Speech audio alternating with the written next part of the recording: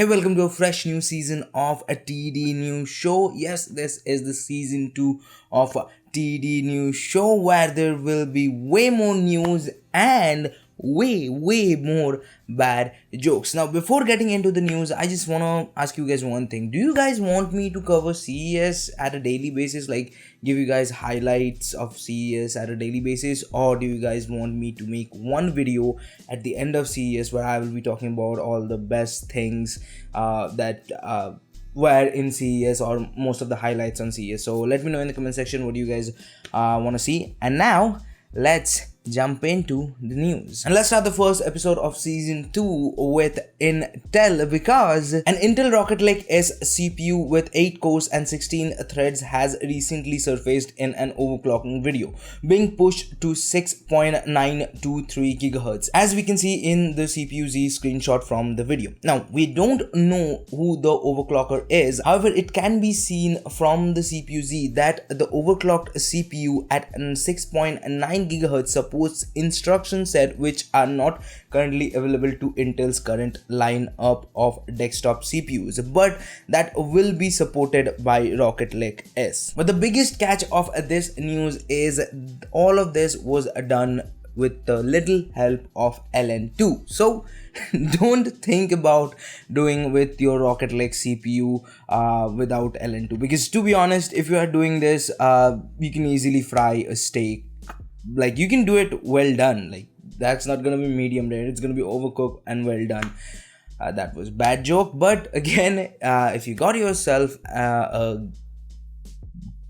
what's those thing called, canisters, I don't know, like big cans, I don't think they are called canisters, but whatever, if you got one of those and that is filled with LN2, and if you know what you're doing, go ahead, do it. But you can only do it if you can get your hands on to new hardwares, which is right now next to impossible. But it is not next to impossible to get to our next news, and we have a lot to talk about, because our next news roundup is going to be about AMD, and it's a lot to take in. So let's start. AMD expand its senior leadership team. Now I have linked down 2 articles. To know more about it, click that on this video's description. AMD's 32 core EPYC Milan Zen 3 CPU beats a dual Xeon 28 core processors by 20% in single core in Geekbench 4 benchmark. Next, video cards has recently received a render of upcoming Ryzen 5000 APUs, which is expected to be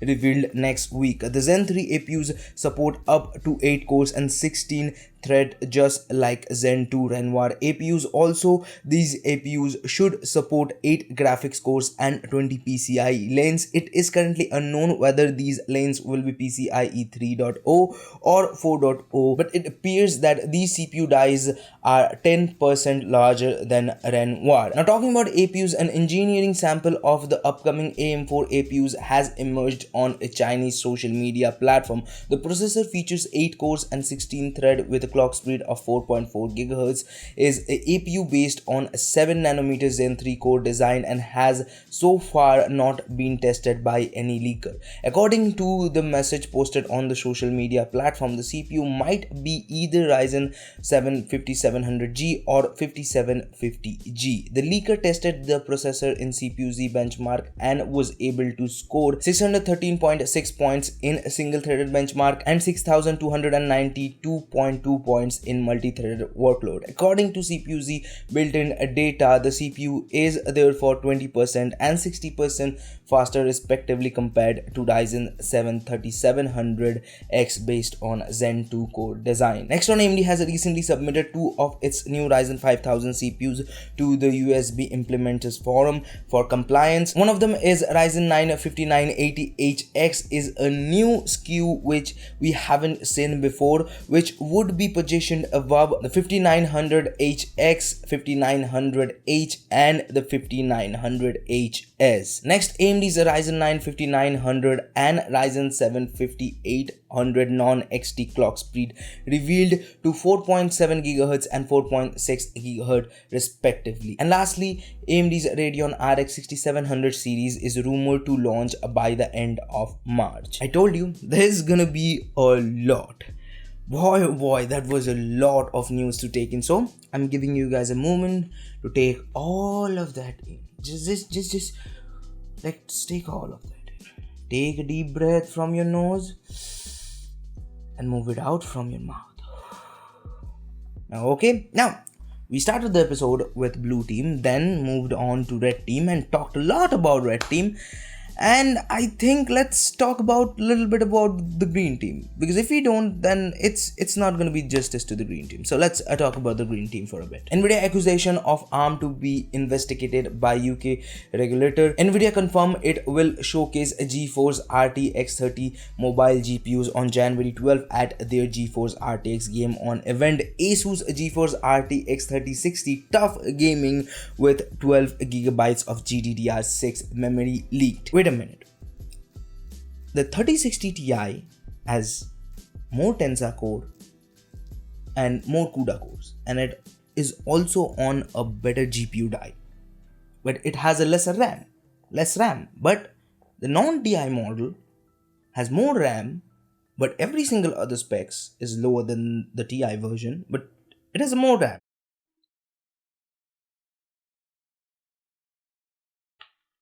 Let's move on to the next. AMD's Radeon RX 6900 XT is slower than GeForce RTX 3060 Ti in DaVinci Resolve Studio. Now this is one of the biggest reasons I always tell people that do not compare two products which are built on top of two different architecture to their raw numbers and raw specs.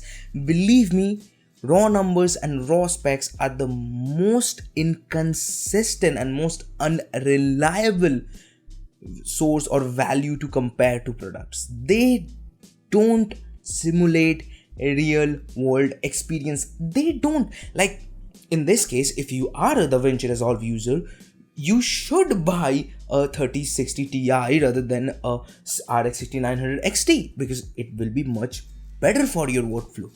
But on the other hand, if you use some application which is like optimized good for AMD, which literally I don't know which editing or any compositing software is good or optimized for AMD GPUs, but that's a topic for another day. So, but my point is that you have to look for what you need, like what are the stuff that you do on a day-to-day basis, then choose PC parts according to that. Like if you only play esports title, okay, there are few esports title that you pay, it could be CSGO, Valorant, PUBG, anything, and you only play that, then what you need to do is go on the internet or go to YouTube, like YouTube is on the internet, so you got my point, and look through all the GPUs on your budget segment and which GPU is giving you more performance in that particular game. And if you are an editor, like if you are an editor who use Premiere Pro like me, then you should need to go for Nvidia GPUs. Like the difference between Nvidia GPUs and AMD GPUs, it's not way too big, but it's marginable, but at the same time it is noticeable. That's the reason I literally cannot leave Nvidia or their CUDA cores for AMD, no matter how great their products are, until and unless Adobe starts to optimize Metal for their whole Adobe suite. I know Adobe has started optimizing their metal optimization for the Adobe suite, but it's not up to the mark as in Nvidia's CUDA optimization. So that's one of the biggest reason why I still use Nvidia. But that doesn't mean I hate AMD. I suggested a lot of my friend AMD GPUs like in past year or so, because in a way sometimes they are valuable. Like I suggested one of my friends to get a RX 580, and it was on sale and it was like a bargain, and he got it and he's happy with it, man. So yeah, just think about what your use case scenarios are,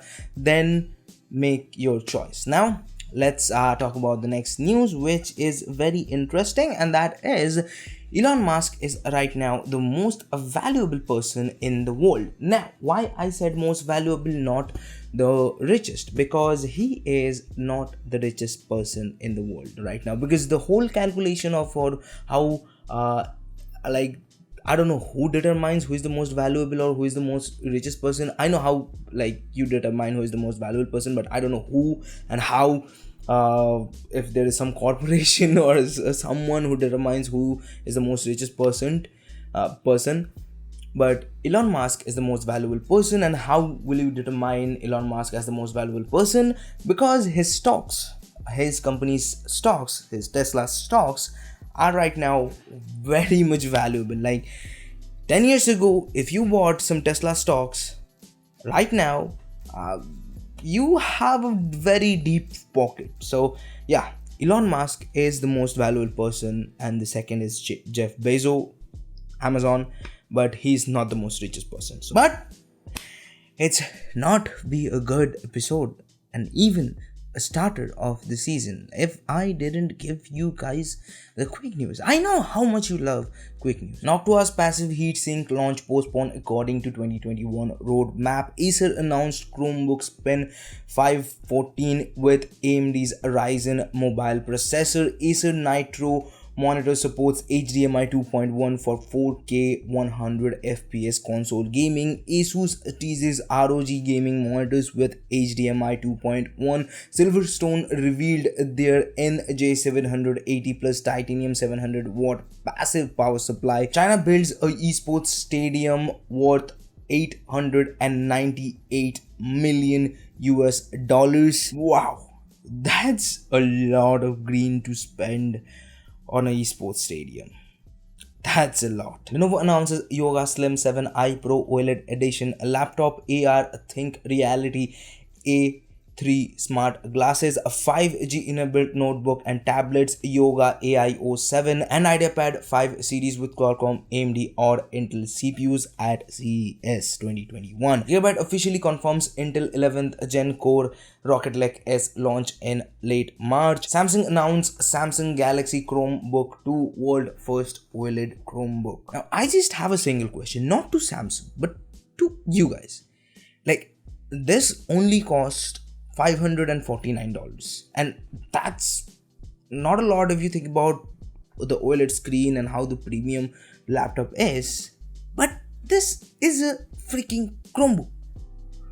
If you want a Chromebook, either you are a college student or you're in a high school and you want to take your notes, do some school homework, and that's it. And for that, you would be fine with 300 and max of $400 Chromebook. Even like in 400 you can get away with a good laptop, or like 400 won't be good, but yeah, you got the point, right? But why in the world someone would buy a $549 Chromebook? That's a Chromebook. No matter it has OLED screen or how premium it is, it's a Chromebook. And surely people are buying it. That's the reason they are making it. I never understood. I never understood why do you even need a Chromebook? Like, why? Get a laptop. You can do more with it. Why do you need a Chromebook? Literally, that's my question. Like, you can do a lot more with a laptop. Proper laptop, Windows. But let's just move on. LG announces its 2021 gram laptop with 16:10 aspect ratio, screen and sleek new design. ADATA XPG at CES preview. XC powered laptop to gaming. JBL announced its 2021 product lineup. EVGA showcases GeForce RTX 3090 Kingpin Hydro Copper GPU, and boy, it looks sexy. And lastly, Zotac announces the Magnus One gaming mini PC. Now that was all for today's techie stuff, and if you want to know more about any of these stories, all the links are down in the description, so don't forget to go and check them out. Now let's move on to the stuff I like. Let's start with WandaVision. WandaVision is coming to Disney Plus. The first 2 episodes are gonna come at January 15, and then it will slowly come weekly basis from January 22. And I know a lot of people are excited about WandaVision. I'm also excited about WandaVision, but I don't know if you're watching this video or not. I know who I'm talking to. I know you are excited about it. Yeah, we could watch it together. The first 2 episodes or the whole series. It would be good.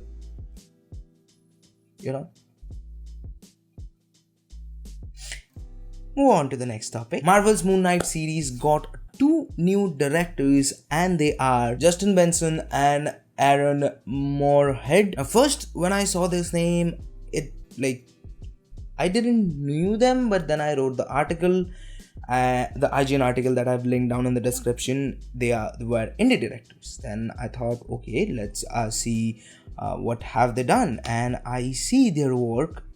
Both of them did sci-fi kind of horror movies, and both of the movies looked good. I looked only previews. I'm not gonna watch horror movies, you know that. But if Marvel is taking 2 new or indie horror directors, and both of the movies are pretty good, the reviews are pretty good, and Oscar Isaac is rumored, I think it is rumored or confirmed, I'm not sure it's rumored or confirmed, but Oscar Isaac is rumored to play Moon Knight. And Moon Knight is definitely one of the mature or darker characters that Marvel Comics has. And if they are doing it horror, boy oh boy, I am in. I don't watch horror, and I'm sure if it's on Disney Plus, they're not gonna do some hardcore horrors. They're gonna tackle some dark theme, like how Batman is, and this is kind of inspired by Batman, this character, but don't say it loudly. But yeah, I'm hell of excited for Moon Knight. He's one of the character is one of the underrated characters in the whole Marvel universe, and I really love him. He got himself pretty interesting stories. He has pretty interesting stories in the comics. So yeah, I'm pretty much excited. Now let's talk about the next news. The Boys Anthony Starr, the Homelander Anthony Starr, he recently said that The Boys season 3 will start filming in few months. Boys, the whole series came out of nowhere, and it just blew every single person away. It was really great. The first season was amazing. The season 2 few episodes were a little bit underwhelming, and I can understand they were filler episodes where they are developing characters, and I can understand that. And the ending, boy oh boy, it left a lot of room. Now they are not going they are not taking the stories from comics. They are doing it their own way. They are taking their own spin into the whole story. But if that all goes it's kind of on the line of the comic story, but also different. I'm not gonna say this is a spoiler, but in comics, Huey became a soup. Billy did it to him, but Huey became a soup, and quite a powerful one. Anything could happen, and I would love to see Huey became a soup. And the next news is Kevin Feige's Star Wars movie got a Marvel veteran, one of the writers, Michael Waldron. Now, let's talk about the last bit of news today, and that is Zack Snyder's new movie, Army of Dead. It's coming on Netflix. It's a zombie movie. We got some first look, or I would say IGN got it. Now I will link down the article in the description if you want to look at it. And one of the big thing about why I included this one, because Huma Qureshi in it, and she is a talented actor, but more than that, she is freaking pretty as heck, man. And I think this is her Hollywood debut. Talking about debut, let me know in the comment section, how do you guys like the debut episode of the season 2 of TD News Show? Hope you guys liked it. If you liked it, hit the like button. If you don't, leave it a dislike. But remember, it hurts it hurts way bad. Like, you cannot even understand how much it hurts. So whenever you want to dislike this video, just think about it twice. You guys want to hurt me? If you, then do it. If you don't want to hurt me, then don't do it. But if you want to watch more videos from us, check out this video right here. And if you want to subscribe, which I will appreciate if you do that, well, do it by here. And there's Akash, and I'll see you guys in the next one. Peace.